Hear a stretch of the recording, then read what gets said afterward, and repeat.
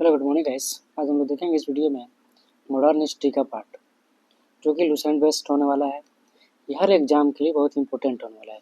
आप किसी भी एग्जाम की आप तैयारी कर नहीं कर रहे हो, चाहे BPSC, UPSC, state PT, PCS, किसी भी एग्जाम की आप तैयारी कर रहे हैं तो आपके लिए बहुत यूजफुल साबित होने वाला है ये वीडियो। ठीक है, इसमें लाइन बाय लाइन हम लोग करके पढ़ेंगे और ट्रिक वाइज भी अगर कोई होगा तो इसको ट्रिक वाइज भी हम लोग समझेंगे और क्लियर करेंगे इसको। अगर वीडियो पसंद आए तो आप लोग लाइक कर दीजिएगा, कमेंट कर दीजिएगा और सब्सक्राइब कर दीजिएगा। तो आइए हम लोग बिना देरी किए इसको शुरू करते हैं। हम लोग आज देखेंगे मॉडर्न हिस्ट्री का बेस्ड ऑन लुसेंट बुक का। लुसेंट बुक से इसको लिया गया है। हर एक लाइन बाय लाइन को, कोई भी लाइन मिस नहीं कीजिएगा। आप लोग अच्छे से वीडियो देखिएगा, ठीक है। और अगर बोरिंग लगेगा तो इसको थोड़ा सा इसको फास्ट फॉरवर्ड कर लीजिएगा। 1.5 या 2.0 के स्पीड में आप लोग देख लीजिएगा, जल्दी कंप्लीट हो जाएगा। पार्ट वाइज करके हम लोग देखेंगे इसको। तो आइए सबसे पहले हम लोग शुरू करते हैं स्टार्टिंग वाला पार्ट। ठीक है, पार्ट 1 का टॉपिक का नाम क्या है? उत्तरकालीन मुगल सम्राट। ठीक है, उत्तरकालीन मुगल सम्राट के बारे में थोड़ा देखते हैं। इसमें क्या, उत्तराधिकार युद्ध में, देखिए बहुत इंपॉर्टेंट ये है। उत्तराधिकार के युद्ध में गुरु गोविंद सिंह ने बहादुर शाह का साथ दिया। ठीक है, गुरु गोविंद सिंह के कुल कितने पुत्र थे जो शहीद हुए थे? तो गुरु गोविंद सिंह के 4 पुत्र थे जो चारों के चारों जो युद्ध में शहीद हुए थे। बहादुर शाह का पूर्व नाम क्या था? तो मुअज्जम था। इसको भी याद रखना। बहादुर शाह का पूर्व नाम क्या था? तो मुअज्जम था। बहादुर शाह को शाह बेखबर के नाम से जाना जाता है।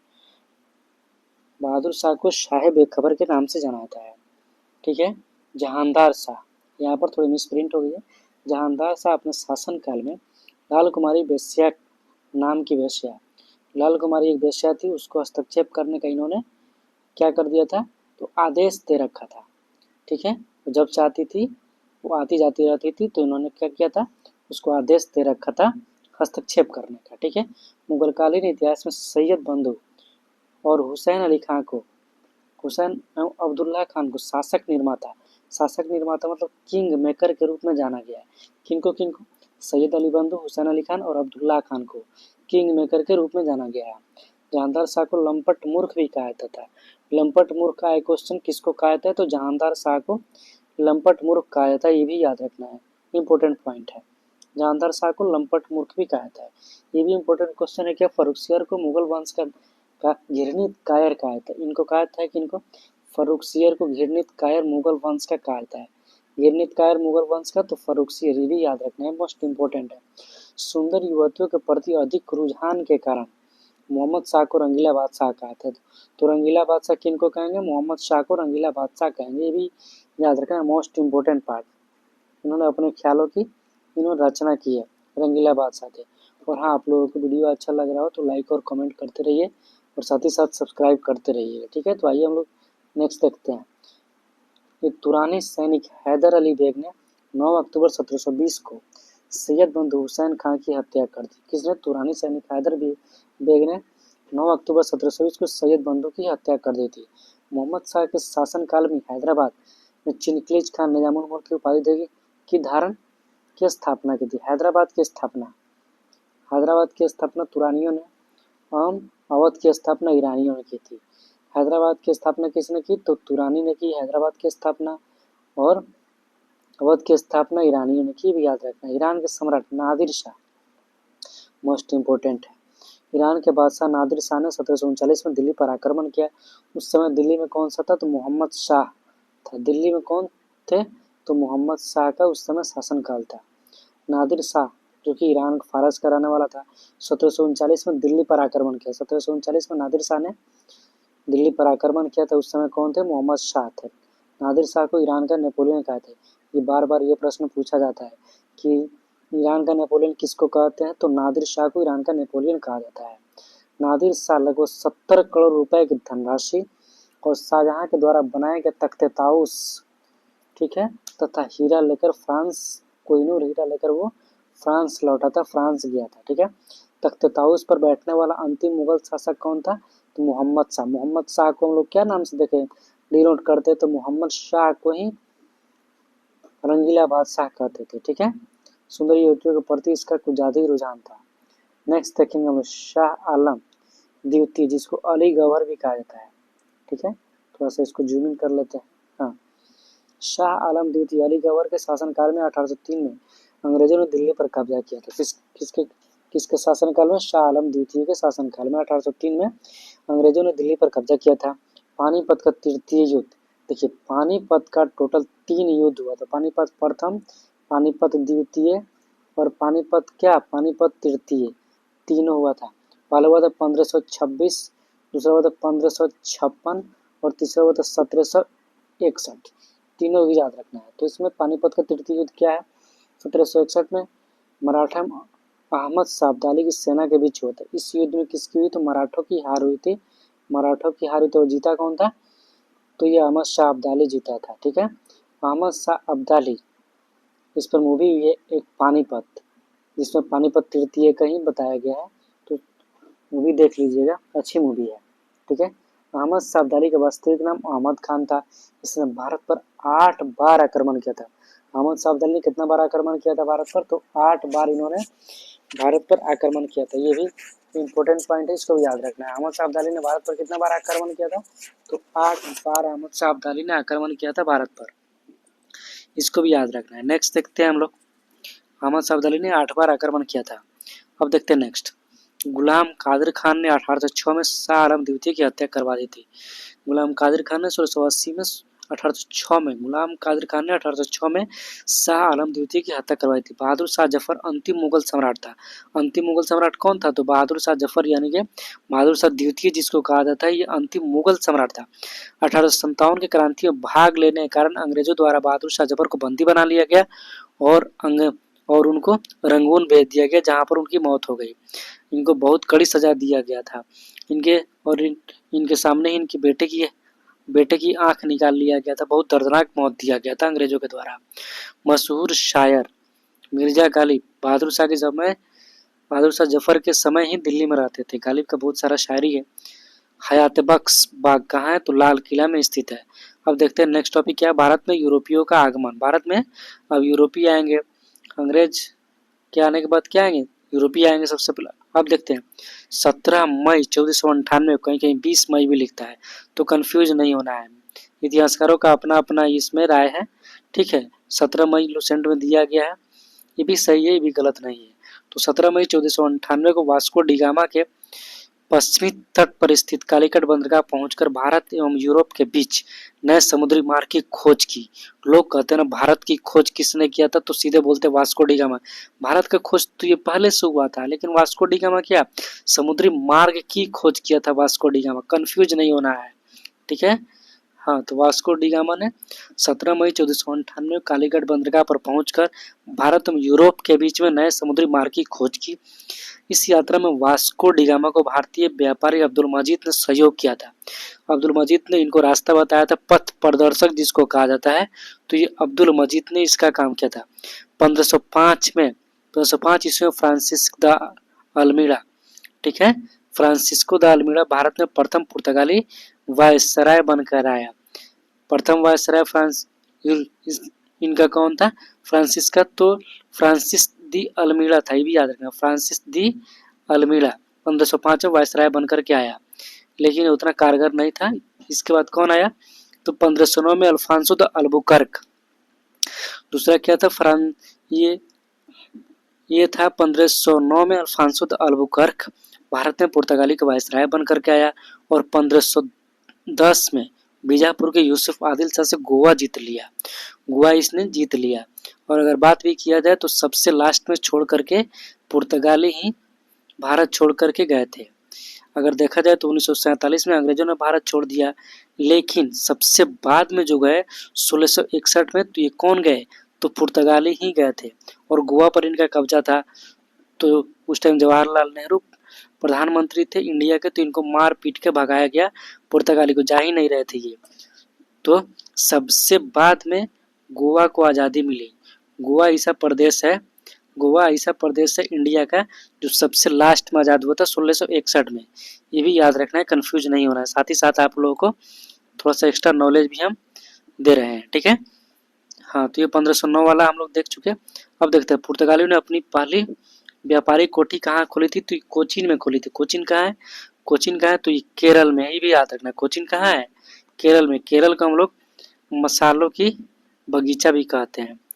या ईश्वर का निवास स्थान भी उसी को कहते, केरल को ही। दक्षिण पूर्वी तट पर पुर्तगालियों की एकमात्र बस्ती कौन थी? तो सेंट थोमे थी, सेंट थोमे, ये भी याद रखना है, सेंट थोमे थी। नेक्स्ट देखते हैं, पुर्तगालियों के बाद भारत में डच आए। पुर्तगाली के बाद कौन आए थे? ऐसे याद रखना है, PDED, मतलब पुर्तगाली के बाद कौन आएंगे? डच। डच के बाद कौन आएंगे?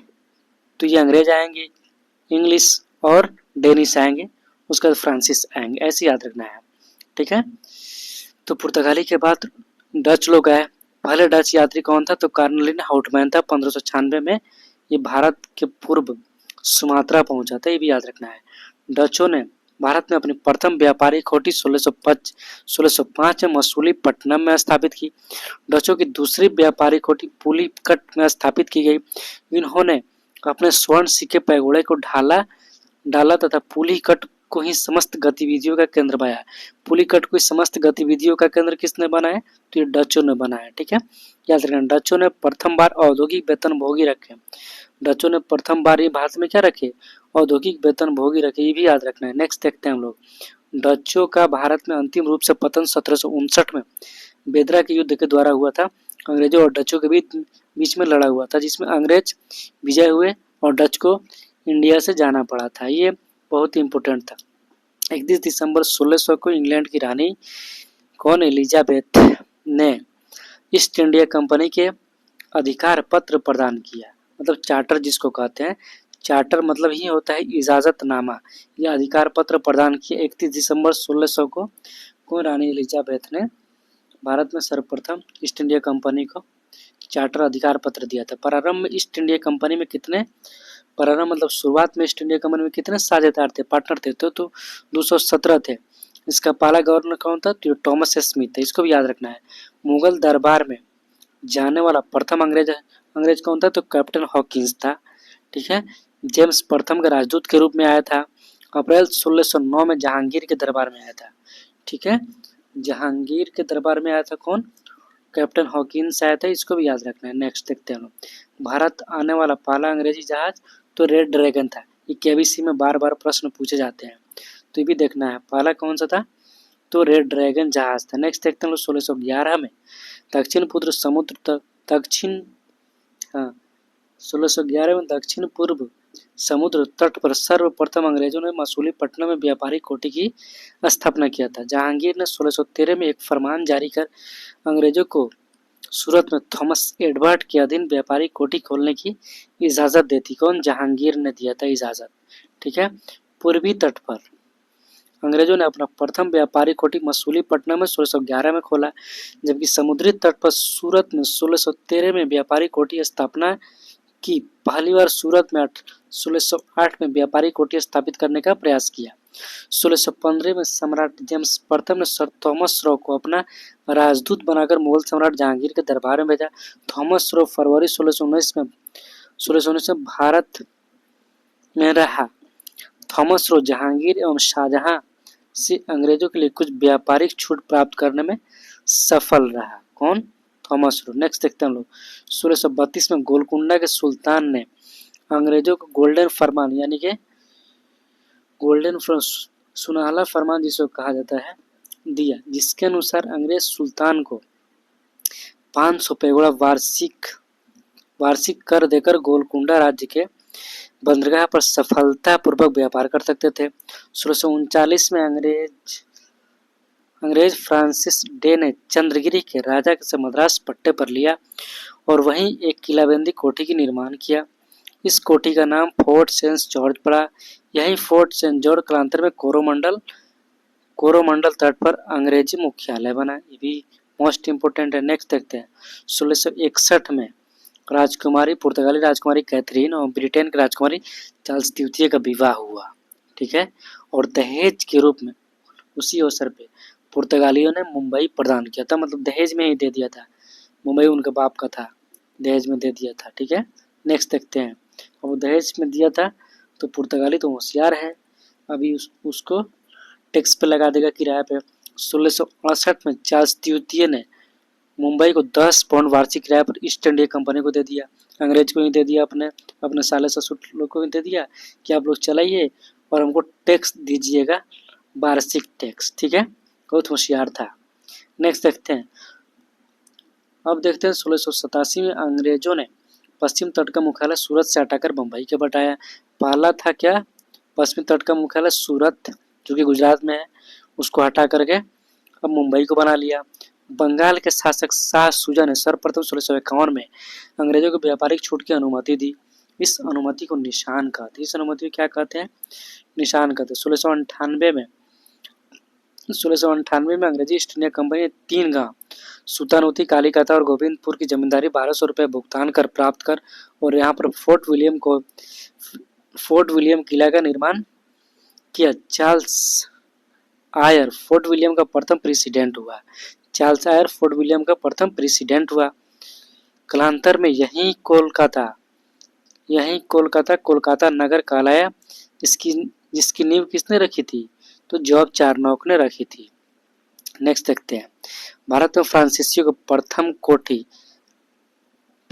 फ्रैंक कैरो के द्वारा सूरत में 1668 में स्थापित की गई। 1674 में फ्रांसिस कंपनी के निदेशक फ्रांसिस मार्टिन ने कोंडापुर के सूबेदार शेर खान लोधी से पुदुचेरी नामक एक गांव प्राप्त किया, जो कालांतर में पांडिचेरी के नाम से जाना गया था। नेक्स्ट देखते हैं, प्रथम कर्नाटक युद्ध, बहुत इंपॉर्टेंट है। 1746 से 48 ऑस्ट्रेलिया के उत्तराधिकार के युद्ध में प्रभावित था। 1748 में हुई एक्सला-सापेल की संधि के द्वारा ऑस्ट्रेलिया के उत्तराधिकार युद्ध समाप्त हुआ। इसी संधि के तहत प्रथम कर्नाटक युद्ध समाप्त हुआ। तो प्रथम कर्नाटक युद्ध कौन सी संधि, तो ये एक्सला-सापेल की संधि के द्वारा समाप्त हुआ, मोस्ट इंपोर्टेंट था। दूसरा कर्नाटक युद्ध कब हुआ था, तो 1749 से 54, 5 साल तक चला था। पहला 2 साल, दूसरा 5 साल और तीसरा 7 साल तक चला था। पहला दो साल, दूसरा क्या 5 साल, दोनों को मिला दीजिएगा तो तीसरा कितना दिन चलेगा, तो 7 साल चलेगा। ये भी ट्रिक के द्वारा याद रखेंगे, ठीक है। दूसरा कर्नाटक 1749 से 54 में हुआ। इस युद्ध में फ्रांसीसी गवर्नर डुप्ले की हार हुई। इसमें डुप्ले हार हुआ, पहला में जीता था और वापस बुला ले गया और उसकी जगह पर गोडेवू को भारत में अगला फ्रांसीसी गवर्नर बनाया गया। पांडिचेरी की संधि के द्वारा 1755 में समाप्त हुआ। दूसरा कौन सी संधि, तो पांडिचेरी। पहला एक्सला-सापेल, दूसरा पांडिचेरी और तीसरा पेरिस की संधि, ये भी याद रखना है, ठीक है। ये पीपी है, हम आपको ट्रिक बताएंगे आगे। देखिए, कर्नाटक का तीसरा युद्ध क्या 1756 से 63 के बीच में हुआ, जो 1756 में शुरू हुआ और सप्तवर्षीय युद्ध का ही एक अंश था। पेरिस की संधि के द्वारा ये समाप्त हुआ। पहला हुआ था 2 साल, दूसरा हुआ था 5 साल और तीसरा हुआ था, दोनों को मिला दीजिएगा तो 7 साल। पहला में हुआ था एक्सला-सापेल की संधि, दूसरा में पांडिचेरी की संधि और तीसरा में क्या था, तो पेरिस की संधि। तो एक्सला-सापेल APP ऐसे करके याद रखना है, याद रहेगा। 1760 में अंग्रेजी सेना ने सर आयरकुट के नेतृत्व में वांडीवास की लड़ाई में फ्रांसिस को बुरी तरह हराया गया, ठीक है। आयरकट के नेतृत्व में इनको हरा दिया गया वांडीवास के युद्ध में। 1759 में हुआ था वेदरा का युद्ध, ठीक है। और 1760 में क्या हुआ था, वांडीवास का युद्ध हुआ था, इसको भी याद रखना है। 1761 में अंग्रेजों ने पांडिचेरी को फ्रांसीसियों से इन्होंने छीन लिया। 1763 में हुई पेरिस की संधि के द्वारा अंग्रेजों ने चंद्रनगर को छोड़कर शेष अन्य प्रदेशों को लौटा दिया, जो 1749 तक फ्रांसीसी कब्जे में रहे। यह प्रदेश भारत के तक फ्रांसीसियों कब्जे में रहे, ठीक है। नेक्स्ट देखते हैं हम लोग। चलिए, तो आज के लिए इतना ही। वीडियो कैसा लगा आप लोग कमेंट करके बताइएगा और आप लोगों को आने वाली जो भी एग्ज़ाम हो उसके लिए बेस्ट ऑफ लक, ठीक है। फिर मिलेंगे हम लोग। Thanks for watching. आप लोगों को वीडियो अगर अच्छा लगा होगा तो आप लोग लाइक कीजिएगा, सब्सक्राइब कीजिएगा और कमेंट करके बताइएगा वीडियो कैसा लगा, ठीक है। बहुत मेहनत लगता है वीडियो बनाने में, 1-1 घंटा लगता है वीडियो बनाने में, बहुत मेहनत लगता है। तो आप लोग मेहनत को देखिएगा और वीडियो कैसा लगा कमेंट करके बताएंगे और आप लोग को अच्छा लगे तो इसको लाइक और सब्सक्राइब कर दीजिएगा। फिर मिलेंगे हम लोग नेक्स्ट वीडियो में नेक्स्ट से, तब तक के लिए इतना ही। बेस्ट ऑफ लक आप लोग को आने वाली एग्ज़ाम के लिए।